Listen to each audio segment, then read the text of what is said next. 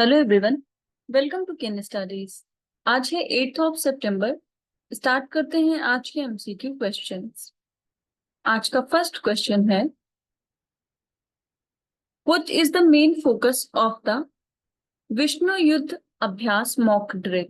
यहाँ पर आपसे पूछा जा रहा है, विष्णु युद्ध अभ्यास मॉक ड्रिल का मुख्य उद्देश्य या फोकस क्या है। आपके ऑप्शंस हैं, strengthening military response during biowarfare. Second, evaluating India's preparedness for zoonotic disease outbreak. Third, testing the response to chemical disasters या फिर improving road accident emergency services। आपको बताना है विष्णु युद्ध अभ्यास जो है इसका मुख्य फोकस क्या है। और इस क्वेश्चन में आपका करेक्ट ऑप्शन हो जाएगा ऑप्शन बी। ये इवेल्युएट करेगा इंडिया का जो प्रिपेयर्डनेस है फॉर जूनेटिक डिजीजेस आउटब्रेक। आप यहाँ देख सकते हैं, द विष्णु युद्ध अभ्यास mock drill focuses on accessing India's preparedness for zoonotic disease outbreak under the national one health mission and it tests the readiness of the National Joint Outbreak Response Team comprising experts from human health, animal husbandry, and wildlife sectors. So the mock drill also involves collaboration between agencies such as NCDC and ICMR to strengthen national health security. तो आप ध्यान रखेंगे विष्णु युद्ध अभ्यास जो है ये संबंधित है पेंडेमिक प्रिपेयर्डनेस से। बढ़ते हैं नेक्स्ट क्वेश्चन की ओर।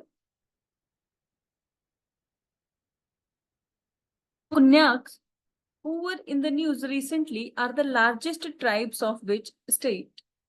यहाँ पर आपसे पूछा जा रहा है, कोन्याक जो कि एक जनजाति है, हाल ही में खबरों में रही है, आपको बताना है कि ये किस राज्य की सबसे बड़ी जनजाति है। आपके ऑप्शंस हैं नागालैंड, असम, मणिपुर या फिर ओडिशा। और इस क्वेश्चन में आपका करेक्ट ऑप्शन हो जाएगा ऑप्शन ए। कोन्याक्स जो है ये नागालैंड की सबसे बड़ी ट्राइबल पॉपुलेशन है। आप यहाँ देख सकते हैं, the Konyak union has requested the Nagaland government to fix the boundary line error between Mon district in Nagaland and Charaideo district in Assam on Google maps. So the term Konyak translates to men with black hair and they are divided into two groups, जिसमें एक तो है थेंडू जिनके tattooed face होते हैं और second है थेंतो जिनके व्हाइट फेस होते हैं। So the Konyaks are of Mongoloid origin with 95% following Christianity and they speak the Konyak language from the Sino-Tibetan family.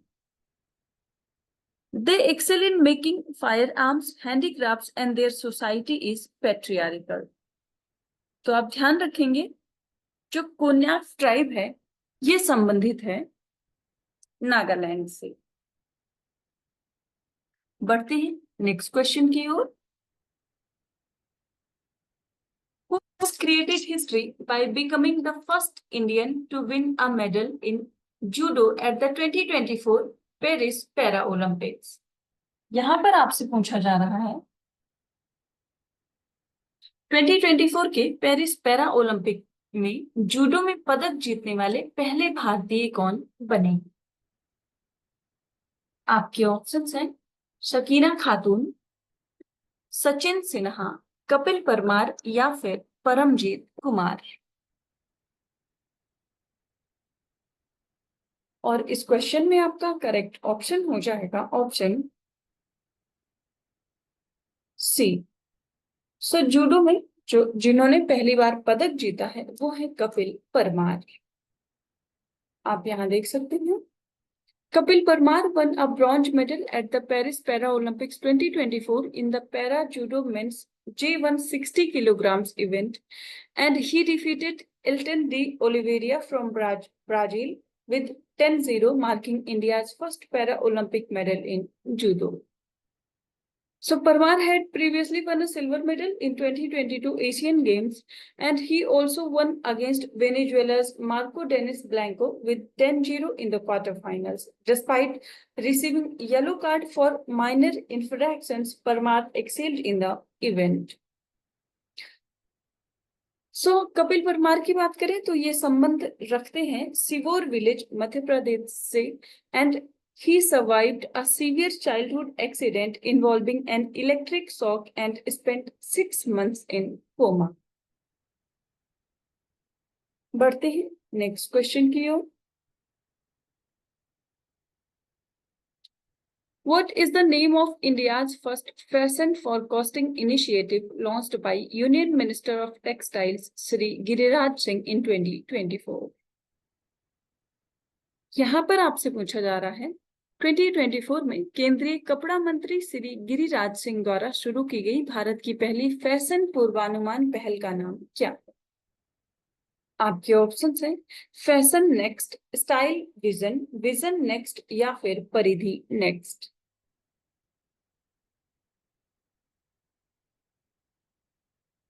और इस क्वेश्चन में आपका करेक्ट ऑप्शन हो जाएगा ऑप्शन सी. हाल ही में जो इनिशिएटिव शुरू किया गया है उसका नाम है विजन नेक्स्ट. आप यहाँ देख सकते हैं vision next is India's first fashion trend forecasting initiative launched by NIFT with support from the Ministry of Textiles. And the initiative uses a combination of artificial intelligence and emotional intelligence to provide trend insights. So it aims to reduce India's dependence on global trend forecasting agencies by offering India-specific fashion trends. And Vision Next AI-based model, Deep Vision, helps predict fashion trends by analyzing apparel attributes like style, color, and pattern. बढ़ते हैं next question की ओर.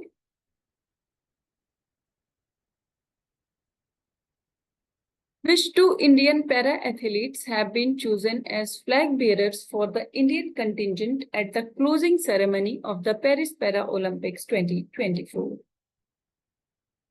यहाँ पर आपसे पूछा जा रहा है पेरिस पैरा ओलंपिक 2024 के समापन समारोह में किन दो भारतीय पैरा एथलीटों को भारतीय दल के ध्वजवाहक के रूप में चुना गया है? आपके ऑप्शंस हैं Sunil Kumar and Anjali Devi, Harvinder Singh and Preeti Pal, Rajiv Kumar and Neeta Sharma या फिर Vikram Singh and Anu Sharma.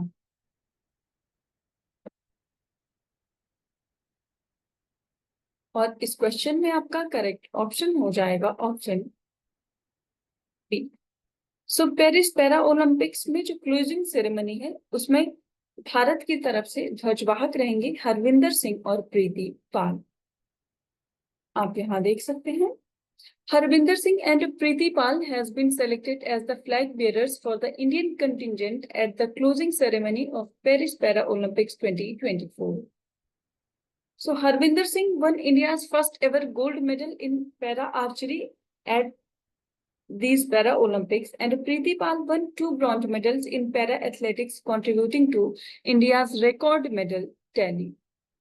So their selection as flag bearers highlights their significant contributions to India's historic performance at the games. इसके साथ ही आपको कमेंट करके बताना है कि पेरिस पैरा ओलंपिक्स की ओपनिंग सेरेमनी में भारत की तरफ से कौन से दो एथलीट्स फ्लैग बियरर रहे थे. बढ़ते हैं नेक्स्ट क्वेश्चन की ओर.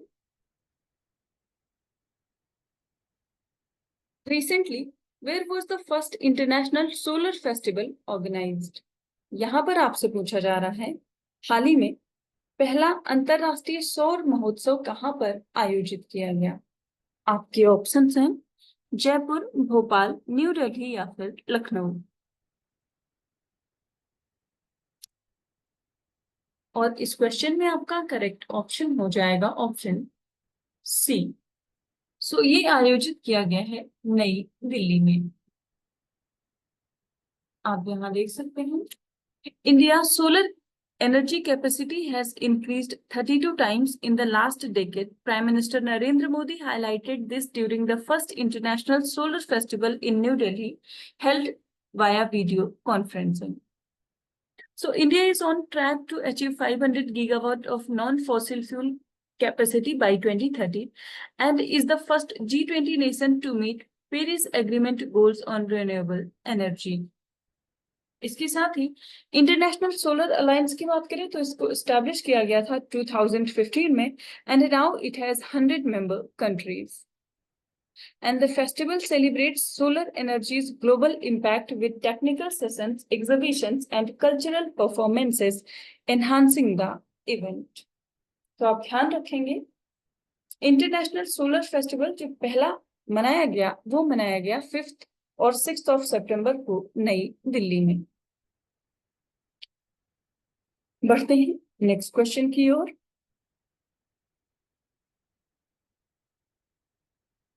Medal at the Commonwealth rapid chess championship 2024. यहां पर आपसे पूछा जा रहा है राष्ट्रमंडल रैपिड शतरंज चैंपियनशिप 2024 में स्वर्ण पदक किसने जीता. आपके ऑप्शंस हैं grand master Panneer Selvam Iniyan, grand master Lakshman Rajaram, grand master Shyam Nikhil P या फिर ग्रैंड मास्टर मित्रभा गुहा. आपको बताना है कॉमनवेल्थ रैपिड चेस चैंपियनशिप 2024 में गोल्ड मेडल किसने जीता है.